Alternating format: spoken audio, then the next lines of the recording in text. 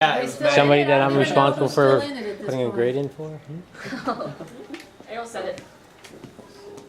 I don't know who's still in. Is it recording now? Yes, I'll say. Thank you.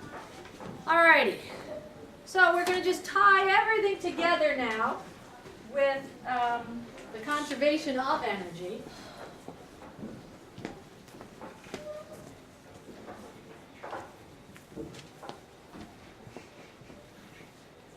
And to do that, we're going to go back to the work energy theorem.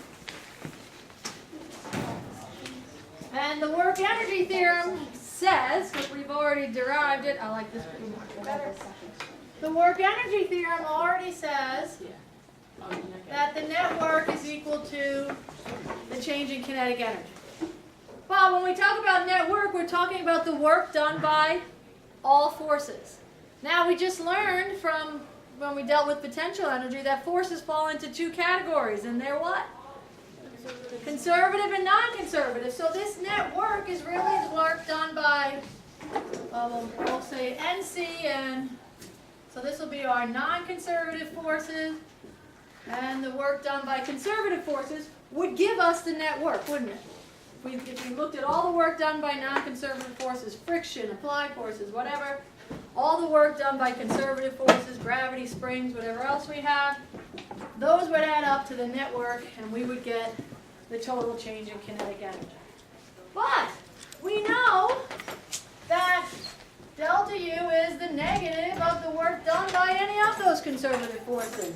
So we can replace the work done by conservative forces with negative delta U. And now we're going to just play some algebra, with some algebra to make this pretty. So I'm going to bring the delta U to the other side with the delta K. The delta U, how do we find the delta of anything? So that's going to be U final minus U initial. So K final minus K initial. I'm going to bring all the initials to one side, keep all the finals on the other, and I end up with, we'll erase this, I end up with what's known as the conservation of energy, which says all the energy that you have to start with in potential and kinetic energy form, plus any work that non-conservative forces do, because those non-conservative forces are going to add energy, remove energy, is going to equal all the energy that you end up with. And this, which is not on the AP sheet, is an extremely powerful formula.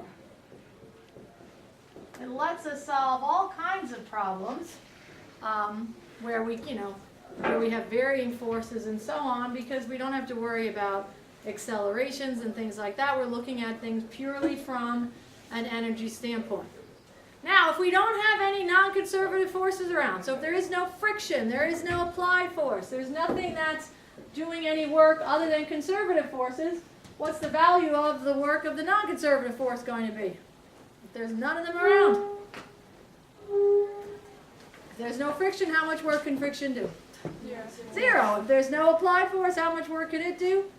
Zero. So if there are no non-conservative forces around, then this would become zero. And we end up with what's known as the conservation of mechanical energy. Because potential and kinetic energy fall into the realm of mechanical energy. I don't bother with this formula because it's just a special case of this formula.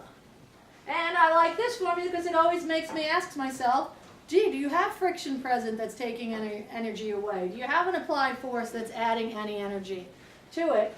And so we can work with that formula as well. So this, we're going to see, is extremely powerful in solving all kinds of problems. So we can make up one here. So we'll just make up some formula. We'll have a box that's moving. We'll make this a 5-kilogram box that's moving at 10 meters per second. We're going to hit a patch of friction here where the mu is equal to, and I got to do some work in my head to make sure I don't make a problem that can't work.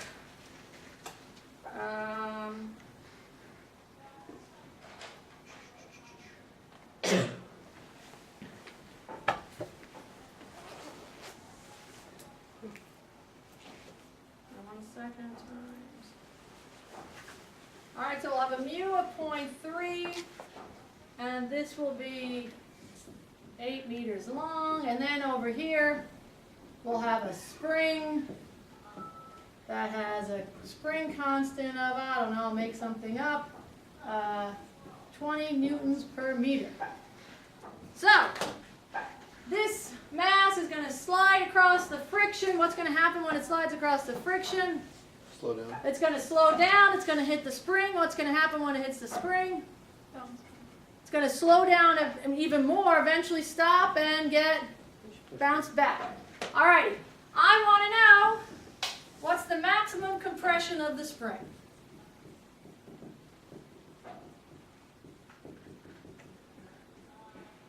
So this is a great application of the work, the conservation of energy.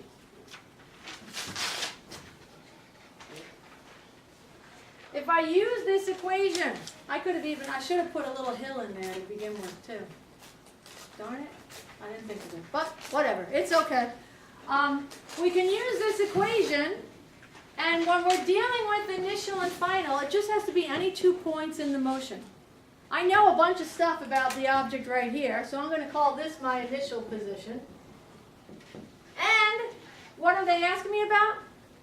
The maximum compression of the spring, so I'm going to call this my final position. It doesn't really matter what I pick as my 2 points, as long as one's got something to do with what I want to know more information about, and one has, stuff about whether or not, where I know a lot of information already. All right, now you ask yourself, I like to call this, it's like F net equals ma, I call it an equation builder. Every time you use this, you're going to build a different equation that's going to work for your one problem. F net equals ma does the same thing. Every time you use it, you get a different equation out. So, conservation of energy says, okay, let's consider our initial position. Do we have any potential energy? And we have to think about spring potential energy, gravitational potential energy. We have to think about all of them. So what do you want to argue? Do we have any? Argue? Yeah, do you want to say we have potential energy or not? The spring does, but is the spring stretch or compressed when we're at position 1?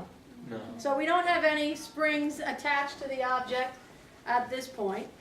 Potential energy due to gravity, you could argue we have some, or you could argue we don't have any, because potential energy due to gravity requires us to pick a Axis. reference point, right? What would be a really smart reference point to choose here? Since nothing changes from here to here height-wise, I'm going to choose that as my 0 point. Could I have pretended that this thing was 3 meters off the ground and chose that as my 0 point? I could have, but why bother? I'm going to have the same potential here that I do there, so it's only going to just be more work for me. So my rule of thumb is to choose the lowest point of the object as its 0 potential energy. So I'm choosing that. So do I have gravitational potential energy? No. No. And we know we don't have any electric fields around and other things that we'd have to consider. So we're done. We have 0 potential energy. Does this have kinetic energy to begin with? Yes. Is it moving? Yeah.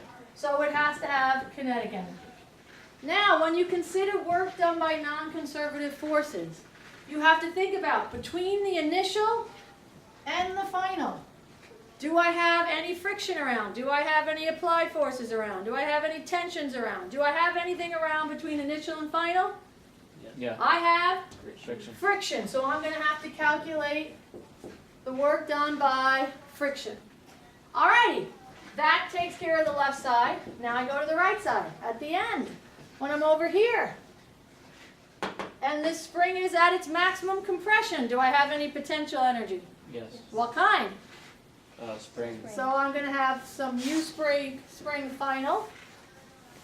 Do I have any gravitational potential energy? No. Again, because I chose this round as my zero, I have nothing. What about kinetic energy when I'm at maximum compression? None. None.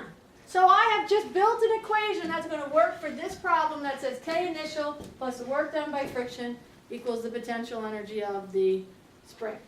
All right, so K initial is going to be 1/2 mass of 5, velocity of 10. How am I going to get the work done by friction? Got to go back to my work formula. This happens to be a constant force, so we can put in what? FF R cosine theta. What is FF in this case? 23, right? The mu. The normal force would be 5 times 10, so this is going to be FF. The distance that this acts is 8, right? Yeah. And the cosine of what angle? It's moving to the right, and friction points 180, so negative. 180, and you better bet that is extremely important to get that angle right, so you know whether you get your energy added or removed. And what do we know about the potential energy? What kind of spring is this? Because I wrote 20 newtons per meter. A linear spring, and we've already derived the equation for the potential energy of a linear spring is? It's mk squared. 1/2 K. Do I know the K? Yes. 25, and the only thing I don't know is X. If they gave me a nonlinear spring, could I figure out its potential energy? Mm-hmm. I could come up with an equation for its potential energy, just like we did by figuring out the negative of the work done by the conservative force. Was it 25 or 20? Oh, it's 20, sorry. I don't know where I got 25 from. Alrighty, so can you solve for X at this point? Yeah. So you can solve for X. I have no idea what it comes out to be because I just made this one up on the fly. But whatever it is, it is. I'll do it quick and see if we all match. This calculator totally confuses me.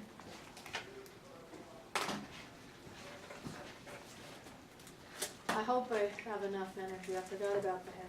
No, I didn't forget about that. Never mind.